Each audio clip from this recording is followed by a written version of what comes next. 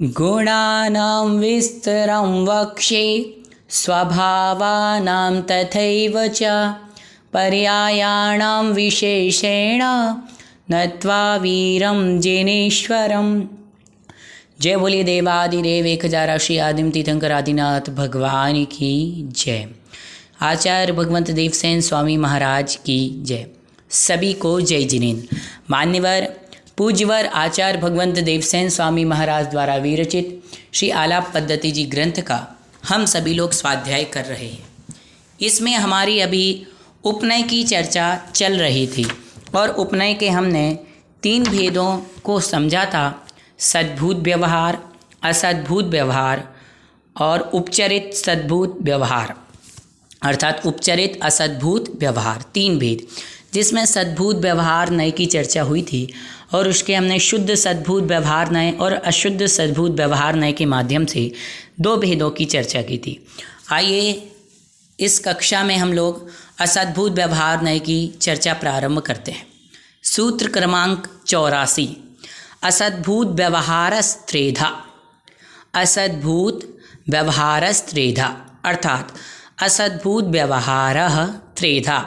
असद्भूत व्यवहार नय त्रेधा अर्थात 3 प्रकार का है। असद्भूत व्यवहार नय कितने प्रकार का है? 3 प्रकार का। कौन कौन से हैं 3 प्रकार? स्वजाति असद्भूत व्यवहार नय, विजाति असद्भूत व्यवहार नय और फिर स्वजाति विजाति असद्भूत व्यवहार नय। नय अर्थात यहाँ पर उपनय की चर्चा चल रही है। तो आइए सूत्र क्रमांक 85 स्वजाति असद्भूत व्यवहार नय के बारे में चर्चा करते हैं। स्वजात्य सद्भूत व्यवहारो, स्वजात्य सद्भूत व्यवहारो यथा परमाणुर बहुप्रदेशाशीति कथनम इत्यादि। स्वजात्य सद्भूत व्यवहारो यथा परमाणुर बहुप्रदेशाशीति कथनम इत्यादि। अर्थात स्वजात्य सद्भूत व्यवहारो, स्वजाति असद्भूत व्यवहार नय है। स्वजाति असद्भूत व्यवहार नय क्या है? तो कहा यथा अर्थात जैसे, परमाणुर अर्थात परमाणु को, बहुप्रदेशाशीति बहुप्रदेशी, कथनम इत्यादि कहता है। अब आप बताओ, जो पुद्गल है, पुद्गल का जो एक परमाणु अर्थात अविभागी प्रतिच्छेद, जिसका दूसरा भाग ना हो सके, अर्थात परमाणु। तो परमाणु तो कैसा होता है? एक प्रदेशी होता है, उसका तो एक ही प्रदेश होगा ना। क्यों? जब किसी चीज़ का दूसरा पार्ट नहीं किया जा रहा है तो वो तो एक प्रदेशी हो गया।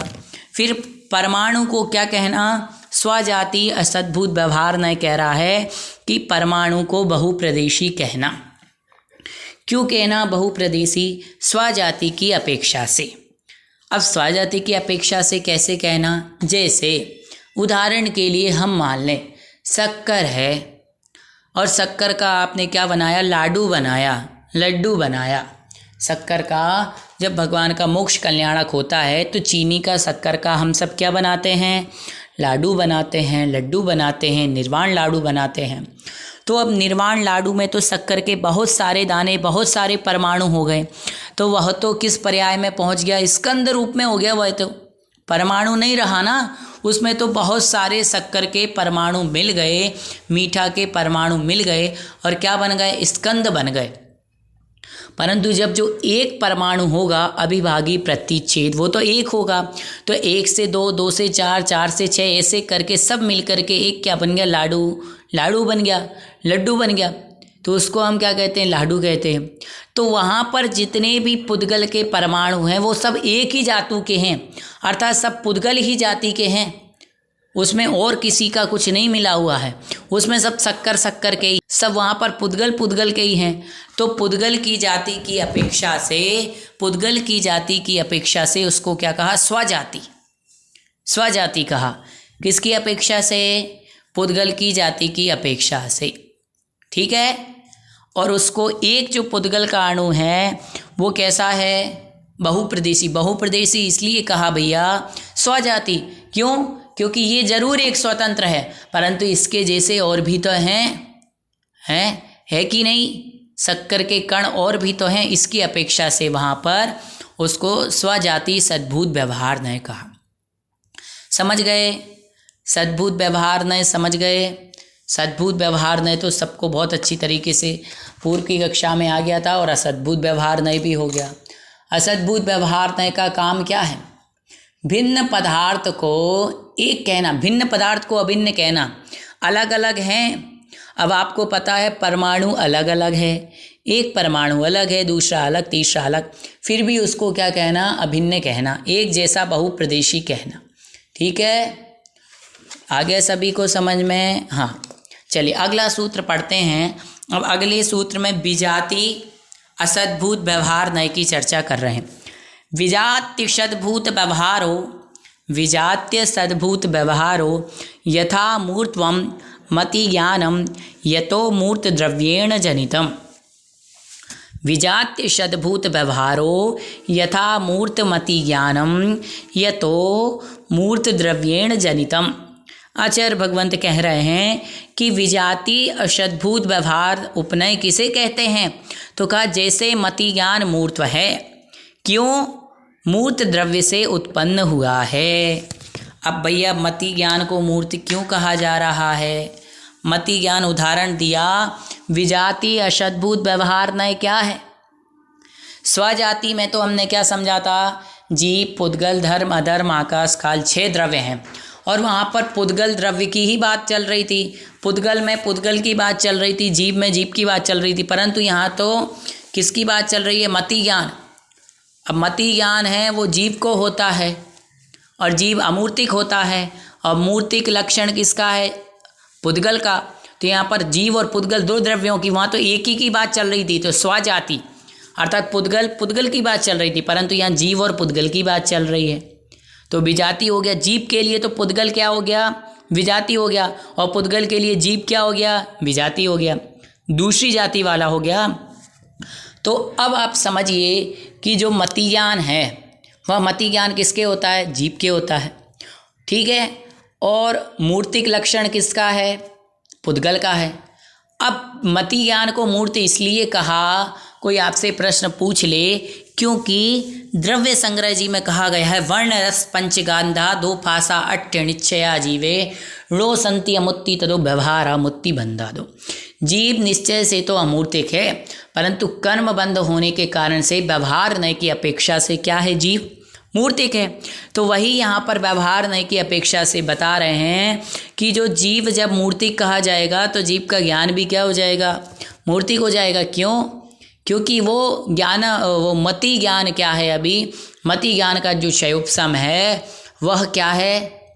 संसार अवस्था में है। मति ज्ञान जो है वह किसके माध्यम से होता है? इंद्रियों के माध्यम से, स्पर्शन, रसना, घ्राण, चक्षु, कर्ण, इन इंद्रियों के माध्यम से होता है। इसलिए वह क्या कहा गया? मूर्ति कहा। यदि हमारी आंखें नहीं होंगी, कान नहीं होंगे, तो मति ज्ञान का शयोपशम नहीं हो पाएगा, हम उसके बारे में जान नहीं पाएंगे, देख नहीं पाएंगे, सुन नहीं पाएंगे। इसलिए मति ज्ञान को क्या कहा गया? मूर्तिक कहा गया। संसार अवस्था में ही मति ज्ञान होता है, सिद्ध भगवान के तो मति ज्ञान होता नहीं, केवल ज्ञान होता है। और जब तक जीव संसार अवस्था में है तो जीव क्या रहता है? क्या रहता है? मूर्तिक रहता है। और सिद्ध भगवान कैसे हैं? अमूर्तिक हैं, चैतन्यपना है उनमें, परंतु हमारे में भी चैतन्यपना है, परंतु जो टंकोत्कीर्ण स्वभाव है वो अभी प्रकट नहीं हो पाया। क्यों नहीं हो पाया भैया? क्योंकि 8 कर्मों से सहित है। तो ये तो स्वजाति असद्भूत व्यवहार नय और विजाति असद्भूत नय व्यवहार उपनय की चर्चा हुई। अब स्वजाति और विजाति की चर्चा करते। स्वजाति विजात्य सद्भूत व्यवहारो, स्वजाति विजात्य सद्भूत व्यवहारो यथा ज्ञेये जीवा जीवे ज्ञानमिति कथनम ज्ञानस्य विषयात्। क्या कह रहे हैं आचार्य भगवंत? ज्ञान का विषय होने से, ज्ञानस्य विषयात्, ज्ञान का विषय होने के कारण जीव अजीव ज्ञेय में, ज्ञेयों में ज्ञान का कथन करना स्वजाति विजाति असद्भूत व्यवहार उपनय है। कितनी अच्छी बात आचार्य भगवंत ने कह दी कि ज्ञान का विषय होने के कारण जीव और अजीव, ज्ञेय, जीव और अजीव क्या हैं? ज्ञेय अर्थात जानने योग्य हैं, उसको ज्ञान का कथन करना, ये तो क्या है? ज्ञान है। ये क्या कहलाएगा आपका? स्वजाति विजाति असद्भूत व्यवहार नय। कौन कौन से 3 भेद हो गए? सद्भूत, सबसे पहले तो सद्भूत के आपने 2 भेद पढ़े थे, उसके बाद असद्भूत व्यवहार नय के 3 भेद। असद्भूत व्यवहार नय के 3 भेद, स्वजाति असद्भूत व्यवहार नय, विजाति असद्भूत व्यवहार नय, उसके पश्चात स्वजाति विजाति असद्भूत व्यवहार नय। इस प्रकार से आप सभी को यह 2 प्रकार के जो उपनय हैं वो तो समझ में आ गए होंगे। अब तीसरा उपनय और है। अब तीसरा उपनय आपका क्या है? उपचरित असद्भूत व्यवहार। उपचरित असद्भूत व्यवहार, ये सभी को समझ में आ गया होगा। अब कोई भी आपसे प्रश्न कर ले वे कि भाई उपचरित असद्भुत व्यवहार नय के कितने भेद हैं, तो सूत्र क्रमांक 88 में आचार्य भगवंत बताते हैं उपचरिता सद्भूत व्यवहारस्तेध। उपचरित असद्भुत व्यवहार नय के कितने भेद हैं?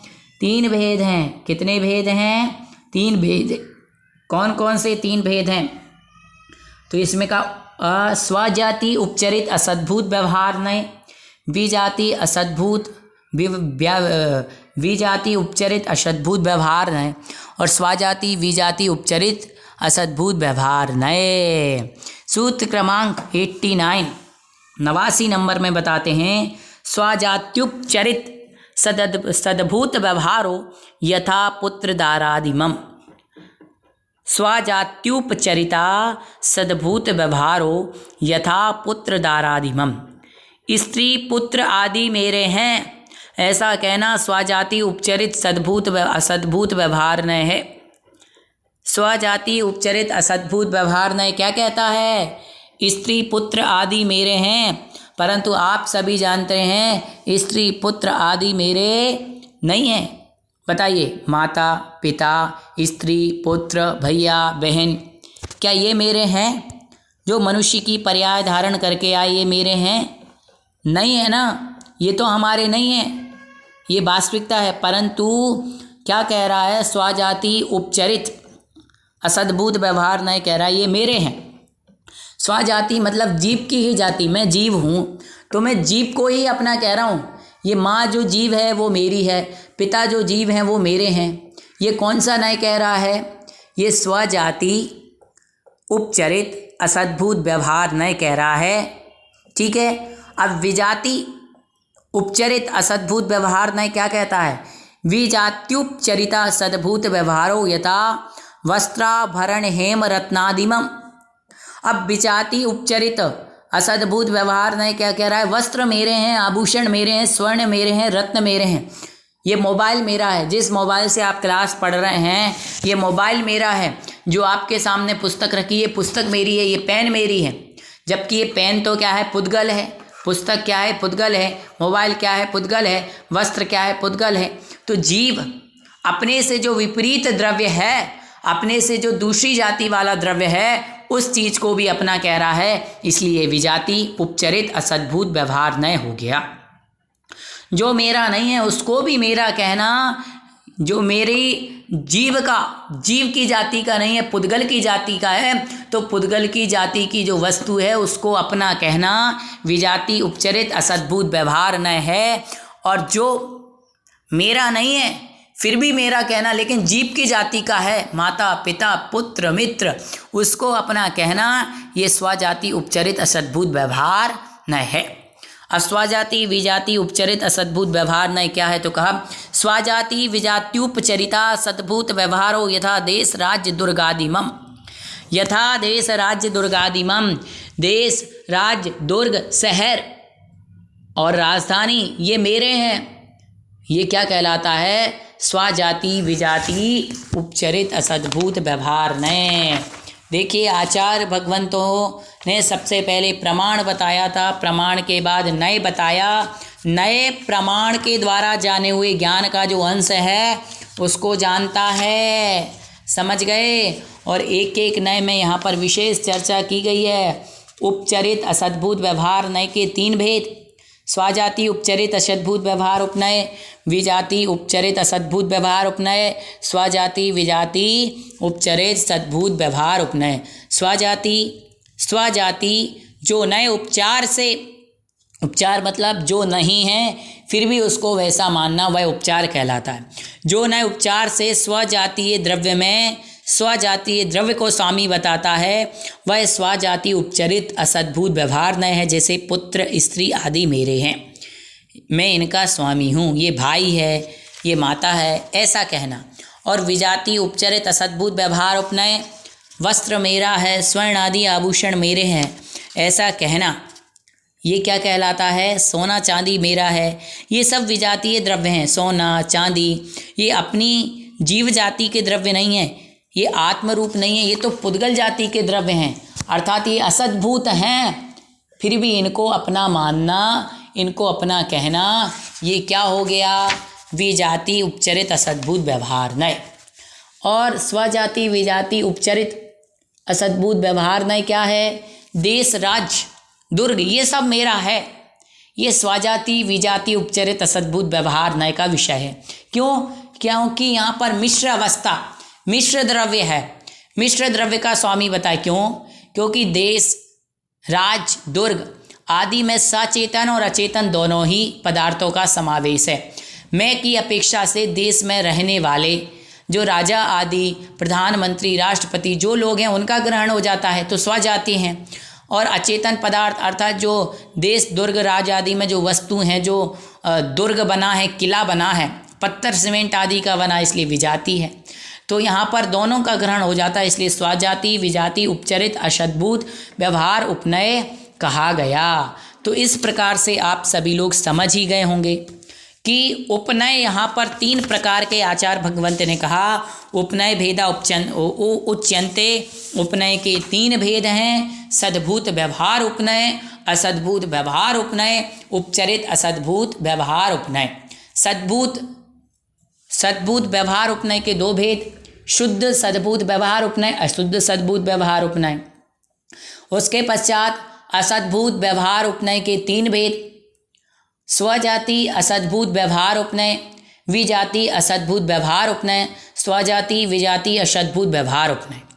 उपचरित असद्भुत व्यवहार उपनय के 3 भेद, स्वजाति उपचरित असद्भुत व्यवहार उपनय, विजाति उपचरित असद्भुत व्यवहार उपनय, स्वजाति विजाति उपचरित असद्भुत व्यवहार उपनय।